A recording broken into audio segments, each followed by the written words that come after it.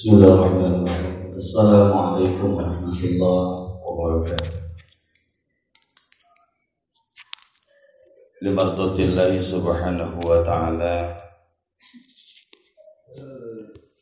wa inayatihi wa barakatihi wa afiyatihi summa ila hadratin nabiyil mustafa Muhammad Rasulillah sallallahu alaihi wasallam wa ala alihi wa ashabihi wa zurriyati wa ahli baitihi ajma'in wa ila arwahi masyayikhina wa ustazina wa ila muallif bihadal kitab al-fatihah. A'udzu billahi minasyaitonir rajim. Bismillahirrahmanirrahim. Alhamdulillahi rabbil alamin arrahmanir rahim maliki yaumiddin iyyaka na'budu wa iyyaka nasta'in shiratal ladzina an'amta 'alaihim ghairil maghdubi 'alaihim.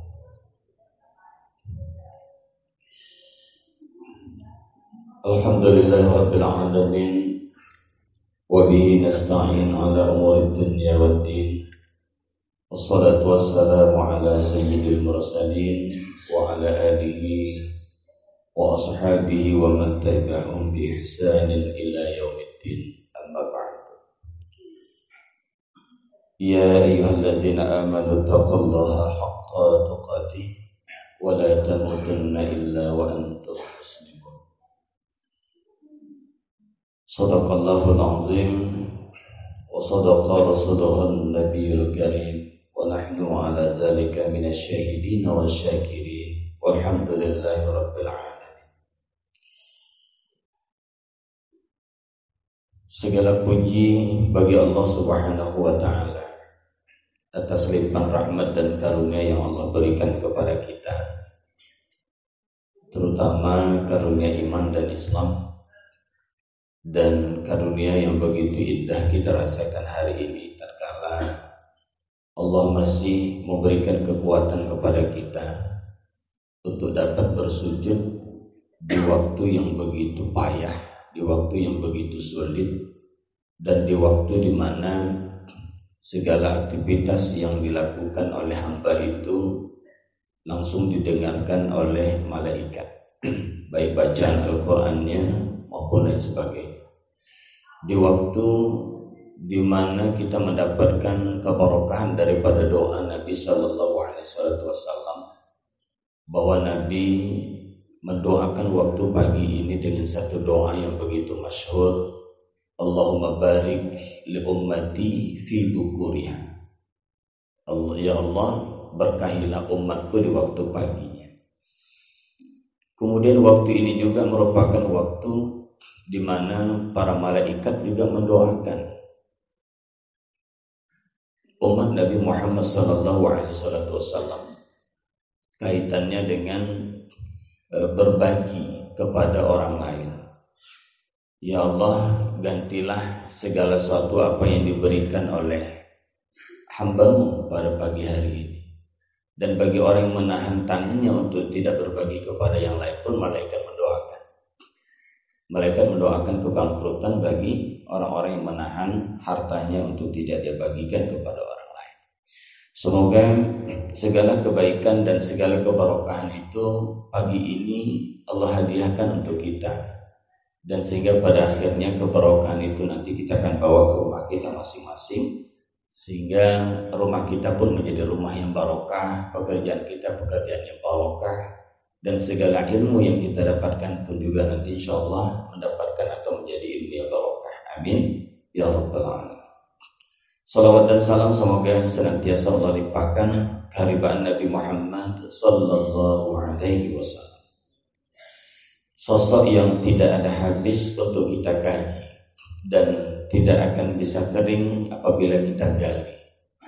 Sebab memang Rasulullah SAW merupakan pemuncak ketauladan, Nabi penutup yang Allah utus untuk umat akhir zaman, sehingga meskipun usia yang tidak terlalu panjang, hanya 63 tahun, dan di usia 63 tahun itu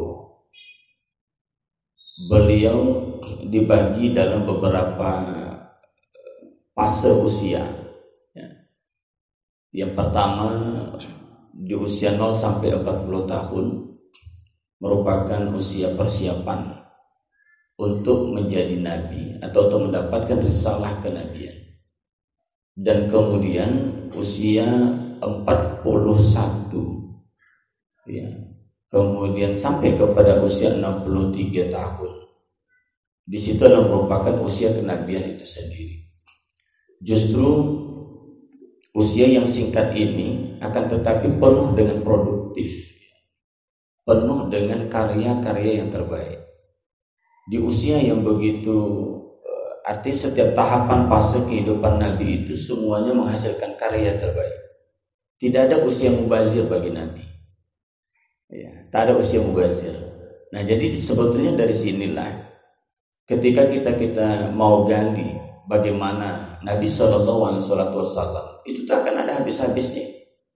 Ibaratkan laut tatkala kita kuras, semakin kita kuras semakin banyak air. Atau ketika sumur di rumah kita, walaupun sekarang mungkin banyak tak punya sumur lagi kan, udah main gali aja gitu. Ketika air itu kita gali, sumur itu kita ambil airnya, maka akan melahirkan air yang lain. Nah, begitulah sosok Nabi SAW. Tatkala mau kita gali dari sudut pandang apapun, dari sisi manapun juga, itu tidak akan ada habis-habisnya. Nah, inilah mengapa kita begitu penting untuk belajar sirah nabawiyah ini, supaya kita kenal secara utuh Nabi yang diutus oleh Allah Subhanahu wa Ta'ala di akhir kehidupan dunia ini. Semoga dengan semangat kita mengenal Nabi, kiranya Allah Subhanahu wa Ta'ala perkenankan kepada kita semua untuk memperoleh syafaatnya di yaumil akhir kelak. Amin ya rabbal alamin. Hadirin jamaah yang dimuliakan oleh Allah Subhanahu wa Ta'ala, pada subuh hari ini kita melanjutkan kajian sirah nabawiyah kitab Rahikul Maktum karya Syekh Saifur Rahman Al-Mubarakfuri. Satu kategori buku terbaik ya, kitab terbaik yang ditulis seorang ilmuwan muslim, ilmuwan sejarah muslim, dan dengan tata dan gaya bahasa yang begitu dapat mudah kita paham. Nah, jadi insya Allah kita mengazamkan dirilah di Mushola Formis ini untuk dapat kelak menamatkan satu kitab ini saja gitu ya. Satu kitab ini saja kita tamatkan, meskipun tak pakai ijazah. Tapi kalau tidak diijazahi boleh juga kan. Kalau diijazahi boleh juga. Karena kita belum mendapatkan sanad memang kitab ini. Kita mendapatkan sanad itu di kitab Sama'il Muhammadiyah karya Imam At-Tirmizi. Nah, kita punya sanad di situ.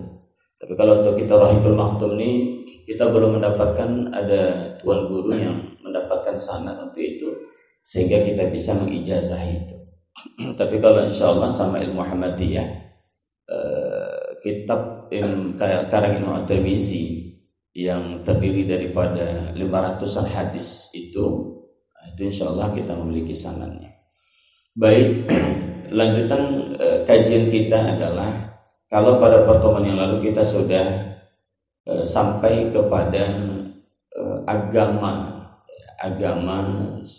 bangsa Arab sebelum Islam. Kita tahu secara umum bahwa agama bangsa Arab sebelum Islam itu mayoritasnya itu masih mengikuti ajaran Ismail alaihissalatu wassalam. Meskipun ya, akan tetapi secara keseluruhannya itu sudah dirubah-rubah oleh orang tua. Nanda artinya yang merubahnya gitu kan. Nah, setelah mereka rubah itu dan mereka menganggap itulah merupakan ajaran Ibrahim. Nah, sampai pada akhirnya ketika Islam itu nanti diturunkan oleh Allah Subhanahu wa Ta'ala di Makkah itu, maka ada beberapa agama yang nanti sudah berkembang di dalamnya. Ada yang mengaku sebagai agama Hanif yang dibawa oleh Nabi Allah Ibrahim alaihissalatu wassalam. Kemudian ada nanti agama Yahudi yang juga nanti dibawa, nanti sejarahnya ada. dan kemudian ada agama Nasrani. Nah, jadi agama-agama yang tumbuh berkembang di Jazirah Arabia itu semuanya memiliki sejarah yang dapat kita telusuri. Siapa yang membawanya? Nah, begitu juga dengan nanti kenapa agama yang mayoritas pada awalnya mengikuti daripada ajaran Ismail alaihissalatu wassalam kemudian bisa berubah dan berganti, mereka itu menyembah kepada berhala. Nah, itu sudah kita singgung kemarin. Adalah seorang Arab yang bernama Ammar bin Luhai. Nah, ini kalau menurut riwayatan para ahli katakan bahwa Ammar bin Luhai ini saking kan banyaknya balasan yang Allah berikan kepada dia dikarenakan telah menyimpangkan ajaran tauhid itu. Ya, banyak kali bencana diberikan Allah kepada beliau, kepada Ammar bin Luhai. Nah, seorang Arab yang bernama Ammar bin Luhai ini dia merupakan orang yang tokoh lah ya, dikatakan tokoh masyarakat, kemudian orang paham agama, dan kemudian juga dari nasab suku Quraisy itu, ya, dari suku Quraisy. Nah, dikarenakan dia adalah merupakan tokoh agama, tokoh masyarakat, dermawan, kemudian ringan tangannya untuk berbagi kepada orang lain, sehingga apapun yang dicakapkan oleh Ammar bin Luhai ini dianggap sebagai sebuah kebenaran. Simpati lah orang gitu ya. Orang kan kalau selalu berbagi itu kan simpati. Oh, kawan tuh pula bukan sekedar kaya dia, tapi dermawannya. Pastilah kita akan mendengar cakap dia. Nah, Ammar bin Luhai begitu juga. Cuman lagi yang menjadi masalahnya adalah saking kan mereka itu percaya kepada Ammar bin Luhai, mereka anggap bahwa yang dibawa oleh Ammar bin Luhai itu masih berada di dalam koridor agama yang benar, padahal tidak. Ketika mereka itu berangkat ke Syam, Persia gitu ya, ke Syam. Tatkala mereka berangkat ke Syam itu, karena Ammar bin Luhai ini terkenal sebagai tokoh agama, kemudian dermawan. Tatkala berangkat mereka ke Syam, maka dia menengok orang-orang Syam itu menyembah kepada berhala. Orang itu kan agama Majusi gitu. Nah, kedekatan ini yang membuat Ammar bin Luhai tadi simpatik. Terakhir dia minta, kasihlah aku berhala itu biar ku bawa ke kampung. Nanti ku suruh orang-orang kampung itu menyembahnya. Nah, inilah yang pertama sekali membawa berhala ke Makkah. Dan berhala yang dibawa oleh Ammar bin Luhai itu namanya Hubal.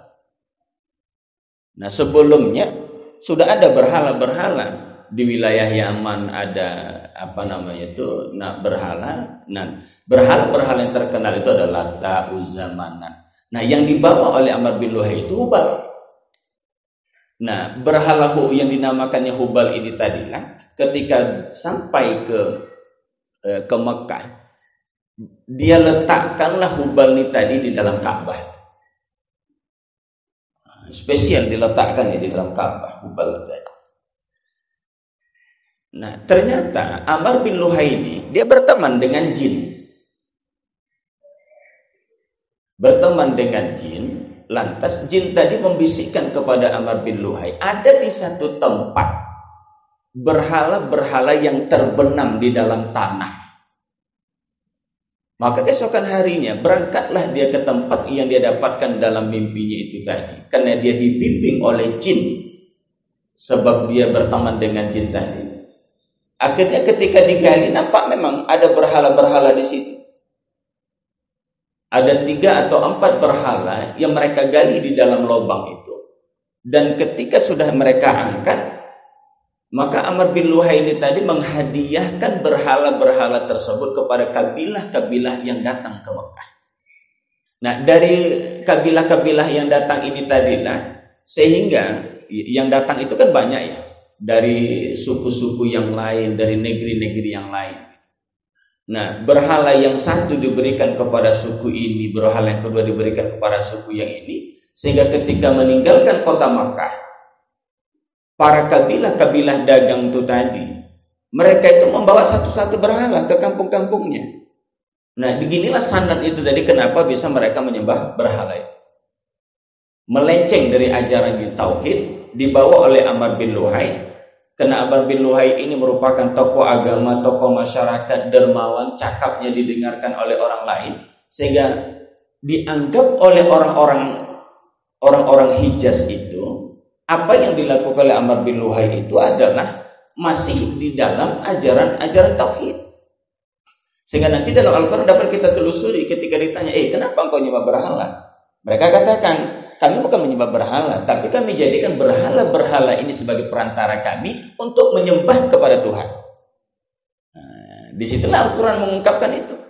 Makanya kalau kita belajar sirah tatkala dibimbing oleh Al-Quran, itu luar biasa. Kami bukan menyembah berhala, kami hanya menjadikan berhala ini sebagai perantara kami. Nah, awal kan itu kan sebagai perantara.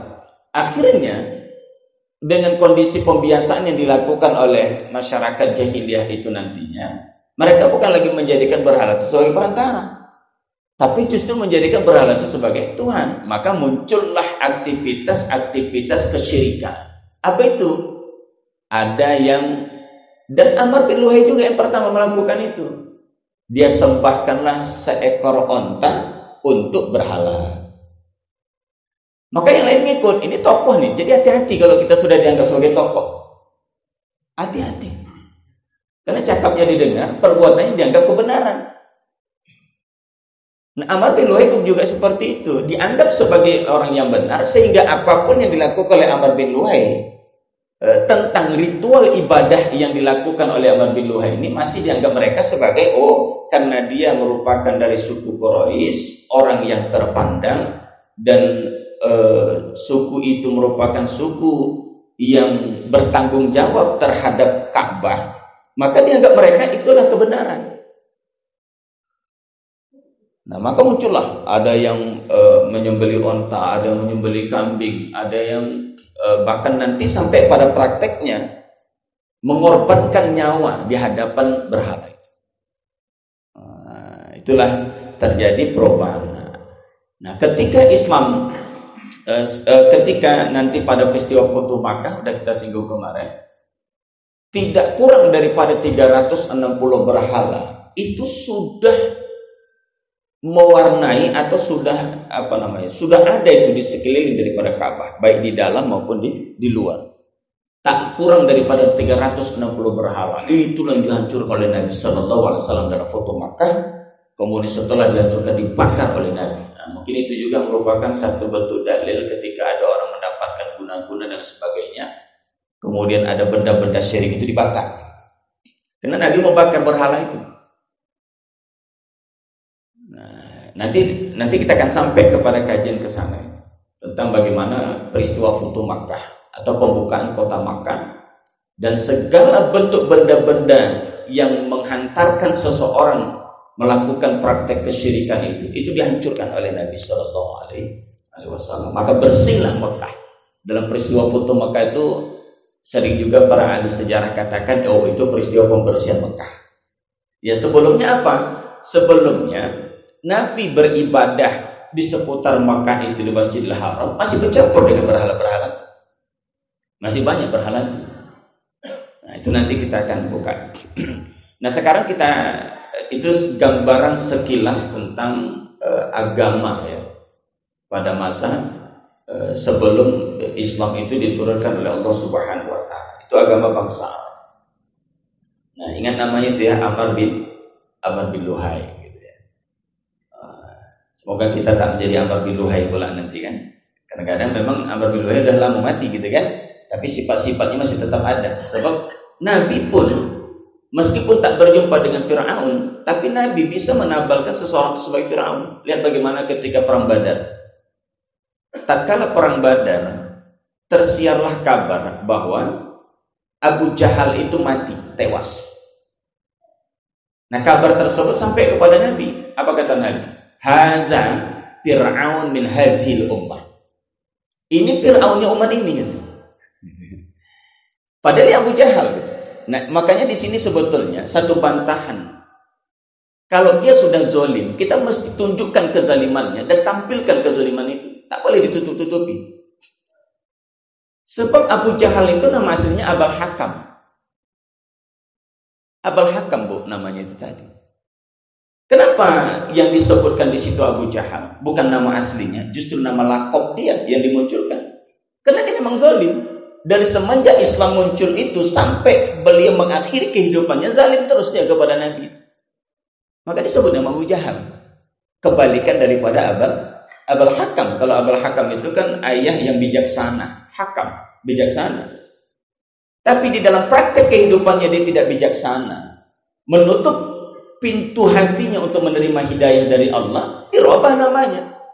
Yang terkenal nama itu adalah Abu Jahal.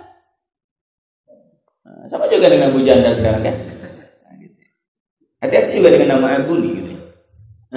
Karena nama-nama Abu ini gawat-gawat juga. Nah, Abul Hakam dijadikan sebagai Abu Jahal. Habis Abu Jahal ketika mati, apa dikatakan oleh Nabi SAW? Haza Fir'aun min hazil ummah. Ini Fir'aunnya umat ini. Kalaulah tak bolehlah kita menyebutkan dan mengungkapkan kezaliman orang yang benar-benar zalim, maka kalau orang sudah zalim jangan ditutupi. Karena Nabi pun juga membukakan itu. Gitu. Nah, makanya disinilah penting kita mengenal Nabi itu secara utuh. Ini kadang-kadang tidak. Kenapa itu penceramah bahasanya kok kasar kali, mau bilangkan orang lonti, maunya gitu. Itu kan bahasa kezaliman. Artinya dengan bahasa itu disebutkan, itu tidak ada salahnya di dalam agama. Persoalannya kan seperti ini, Bu. Dakwah itu selembut apapun, bahkan selembut sutra sekalipun, tapi bagi orang yang ada kebencian dalam hatinya, itu sangat menyakitkan. Bukan perkara konten dakwahnya, hatinya itu berpenyakit. Kalau hati orang udah berpenyakit, lembut pun orang dakwah, sakit orang rasakan. Kawan itu pula memang lembut dia, tapi sakit juga hatiku rasakan. Karena hatinya sudah berpenyakit. Tapi kalau hati itu lapang, sekasar apapun kalimat-kalimat yang dipakai, itu tak akan pernah apa. Oh, benar juga. Karena hati kita ini butuh juga sentuhan-sentuhan seperti itu. Nah, untuk itulah hadirin yang dimuliakan oleh Allah Subhanahu wa taala. Itulah yang dinamakan, artinya sejarah itu pasti akan berulang. Ya, sejarah itu pasti akan berulang. Nah, kita akan lihatlah dulu bagaimana gambaran masyarakat Arab jahiliyah. Nah, kalau di dalam kitab Rahikul Maktum ini, ya, setelah melakukan membahas kondisi politik kemudian agama di Jazirah Arabia itu, ya, lanjut kita akan membahas secara ringkas kondisi sosial, ekonomi, dan akhlak. Ada 3 materi pentingnya, sosialnya bagaimana, ekonominya macam mana, dan akhlaknya juga bagaimana. Itu gambaran masyarakat ini. Nah, dari segi sosialnya, kalau dalam kitab ini disoroti dengan bagaimana praktek pernikahan pada masa jahiliyah. Nah, ini dikutip dari periwayatan Imam Al-Bukhari dalam Sahih Al-Bukhari, bahwa praktek pernikahan di masa jahiliyah itu memang jauh dari praktek pernikahan yang disempurnakan oleh Islam. Nah, bagaimana bentuknya? Nah, kalau kita lihat bagaimana kondisi kehidupan sosial masyarakat Arab jahiliyah itu, yang namanya jahiliyah itu kan artinya kan bodoh. Bodoh itu dia tidak mendapatkan panduan, atau dia tidak mau mengambil panduan yang sudah ada. Dia buat aturan-aturan sendiri sesuai dengan keinginannya, sesuai dengan hawa nafsu mereka. Nah, sehingga pernikahan yang terjadi pada masa jahiliyah itu paling tidak ada dibagi kepada 3 kelompok. Yang pertama ada namanya pernikahan secara spontan. Nah, pernikahan secara spontan ini artinya apa? Seorang laki-laki mengajukan lamaran kepada laki-laki yang lain yang menjadi wali wanita, lalu dia bisa menikah setelah menyerahkan mas kawin seketika itu pula. Artinya ada datang seorang laki-laki menjumpai wali daripada wanita tersebut, menyampaikan hajatnya, aku nak menikahi si Polan. Nah, ini mas kawinnya. Nah, nikah. Nah, itu spontan. Jadi gitu kan. Kalau dalam kita kan ada istilahnya, ada merisi, kemudian kita meminang, kemudian pas yang berikut itu baru menikah. Nah, ini namanya menikah spontan. Surdian nengok perempuan tuh didatanginya walinya.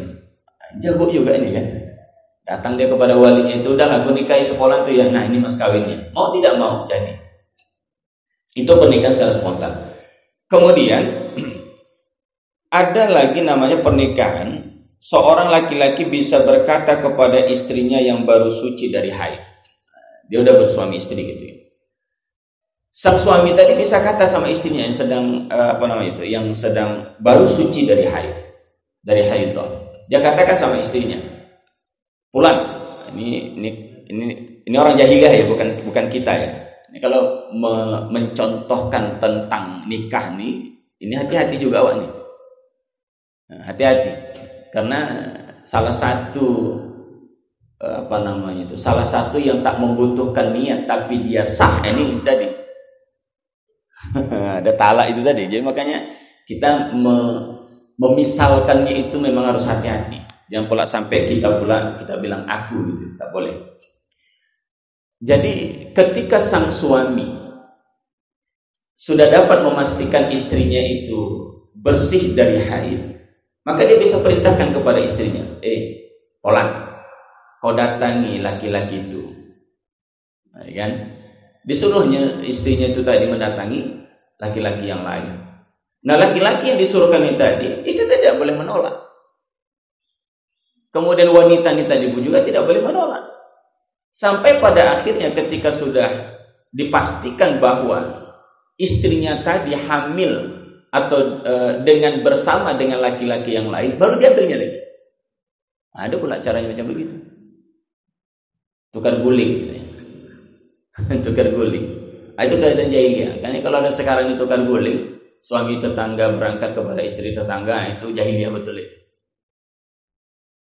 Nah, sedang untuk apa itu? Tujuan mereka adalah untuk mendapatkan keturunan yang baik. Nah, ada pula kepercayaan seperti itu. Mereka yakini bahwa ketika janin yang masuk ke rahim istrinya itu tadi dari laki-laki yang lain, itu dapat dipastikan mereka mendapatkan keturunan yang baik. Itu menurut pendapat mereka. Jadi bilang, temuilah si Pulan dan berkumpullah bersamanya. Nah, kemudian apa? Setelah disuruhnya tadi sang istri berangkat menuju laki-laki itu dan diperintahkan bergaulah engkau dengannya. Sang suami yang sah nih tadi, selama istrinya tadi berada di tempat laki-laki yang lain, ini sang suami tidak boleh menggauli istrinya. Artinya laki-laki yang ditujunya itu tadilah yang boleh menggauli dia tadi. Itulah jahiliyah betul kan. Ya. Kenapa itu mereka lakukan? Karena mereka menghendaki akan lahirnya seorang anak yang baik dan pintar. Nah, jadi pernikahan seperti itu disebut dengan nikah istibda. Nah, jadi namanya nikah istibda. Kalau tadi spontan, ini istibda. Yang ketiga, ada namanya pernikahan poliandri. Nah, pernikahan poliandri ini seperti ini. Nah, kalau dia laki-laki menikahi lebih daripada satu wanita, itu namanya poligami. Tapi kalau ada wanita yang memiliki suami lebih daripada satu, itu namanya poliandri. Nah, ini gawat juga nih kan. Ini bisa aja nanti muncul itu tadi. Kenapa laki-lakinya bisa pula menikah lebih daripada satu? Kenapa aku tidak? Katanya pula. Gawat juga itu. Nah, itu jahiliyah. Nah, sehingga dikatakan dengan pernikahan poliandri ini seperti ini prakteknya. Beberapa orang laki-laki yang jumlahnya tidak mencapai 10 orang, yang semuanya mengumpuli seorang wanita. Nah, jadi ada kurang daripada 10 orang laki-laki. Itu mengumpuli wanita. Bergiliranlah 1 sampai ke 9 menggilir daripada wanita itu. Nah, ketika nanti wanita itu hamil, maka setelah kehamilan itu tadi sampai pada masanya untuk melahirkan dan kemudian melahirkan, setelah melahirkan ini tadi, sang wanita mengundang balik laki-laki yang pernah menggaulinya itu tadi. Kumpul itu. Kan tak bermalu itu ya. Kan tak bermalu itu Bu ya. Dikumpulkannya laki-laki itu.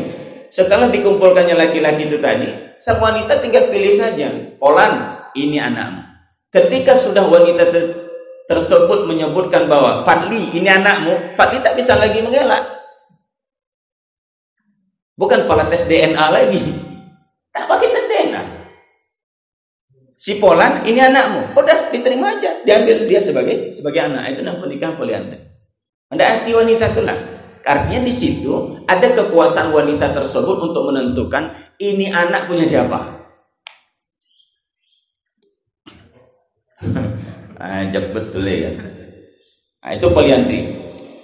Nah, kemudian yang mirip-mirip juga. Ya, mirip-mirip juga ini sekian banyak laki-laki bisa mendatangi wanita yang dikehendakinya yang juga disebut wanita pelacur. Wanita pelacur dulu tuh ya, kalau wanita pelacur rumahnya itu dikasih bendera. Kalau sekarang tak tahu kita mana wanita pelacur atau tidak, karena tak ada benderanya. Kalau masa jahiliyah, orang tua masih sopan lagi, dibuatnya bendera di rumahnya itu. Asal ada bendera. Kalau macam kita umpamanya ada kemalangan, ada bendera hijau STM, oh ada meninggal. Tahu awak gitu. Nah dulu masa jahiliyah ketika ada wanita atau seorang pelacur itu diletakkan ya bendera di depan rumahnya itu sehingga tahulah kita sekolah, oh ini rumah seorang pelacur. Kalau sekarang tak tahu kita kan karena tak ada benderanya. Kan gitu ya. Nah lantas ini hampir mirip gitu, tapi bedanya adalah memutuskan siapa yang nanti menjadi ayah dari anak yang dilahirkan oleh sang pelacur ini. Ketika sudah selesai urusan mereka itu dengan sang pelacur, maka hamillah sang pelacur ini tadi sampai dia melahirkan. Setelah dia melahirkan, diundang balik ini tadi. Bayangkan berarti dicatatnya itu kan. Siapa-siapa aja laki-laki yang itu datang. Macam kisah Jakarta kemarin itu ada satu hotel yang ditutup, ada catatan siapa pengunjung-pengunjungnya. Dari pejabat A, pejabat B, pejabat C gitu ya. Nah mungkin sang pelacur itu seperti itu juga dia. Sebab apa? Sebab dia dapat memastikan orang-orang yang pernah menggauli dirinya tadi itu semuanya diundang. Nah, itu lebih lah daripada 9 orang kan. Kalau umpamanya dalam 1 tahun itu dalam perjalanan proses dia digauli itu bisa jadi lebih daripada 10 orang. Nah semuanya diundang oleh sang wanita. Kemudian bagaimana cara menentukan bahwa ini anak milik si A atau si B? Dengan cara diundi. Diundi lah. Macam main tarik-tarian tuh Bu. Nah, ketika dikocok gitu kan. Nah, cabut. Oh si Polan menarik. Dia lah gitu. Gitulah polanya itu tadi. Nah jadi itu memang kehidupan sosial yang sangat yang sangat jahiliyah lagi. Sekali lagi kita katakan bahwa kejahilian itu bukan hanya terjadi di Jazirah Arabia, bukan. Bahkan lebih parah lagi di wilayah Persia. Itu ada seorang ayah menikahi anak kandung. Itu lebih parah lagi. Artinya ini parah, tapi ada yang lebih parah lagi. Walaupun dia tetap sama-sama jahiliyah gitu. Nah orang kan selalu sekali sebut gini dia, ada pertanyaan-pertanyaan dulu dari SD kemudian sampai kepada kita SMP, SMA, itu pertanyaan gini. Kenapa Islam itu diturunkan Allah di negeri Arab? Pasti jawaban kita karena Arab itu jahiliyah. Itu sebetulnya jawaban salah itu. Jadi kalau gurunya baca surah Nabawiyah, dia akan salahkan jawaban daripada anaknya. Sebab apa? Karena kejahilian itu bukan hanya di situ. Bukan hanya Jazirah Arabia yang jahiliyah. Bukan hanya wilayah Hijaz itu saja terjadi kejahilian. Seluruh bumi ini berada dalam kejahilian. Sehingga apa yang dikatakan oleh seorang peneliti Eropa ya, ketika beliau melakukan penelitian terhadap sirah Nabawiyah ini dan karya-karya besar apa yang telah ditorehkan oleh Rasulullah SAW sepanjang perjalanan kehidupannya, sehingga beliau berkesimpulan bumi ini membutuhkan Muhammad. Artinya memang seperti itu. Kelahiran Al-Mustafa Sallallahu Alaihi Wasallam itu adalah kelahiran cahaya. Dunia berada dalam kegelapan. Kalau dunia sudah berada dalam kegelapan, kelahiran sosok cahaya itu itu akan dapat menerangi bumi yang gelap itu. Dan betul saja, tidak lama 63 tahun kehidupan Rasulullah SAW mampu menerangi bumi itu kembali. Yang awalnya gelap, yang awalnya jahiliyah, yang awalnya jauh daripada ajaran tauhid, yang awalnya hukum itu tidak lagi hukum Allah yang diberlakukan. Nah, sampai sekarang cahaya itu masih dapat kita rasakan.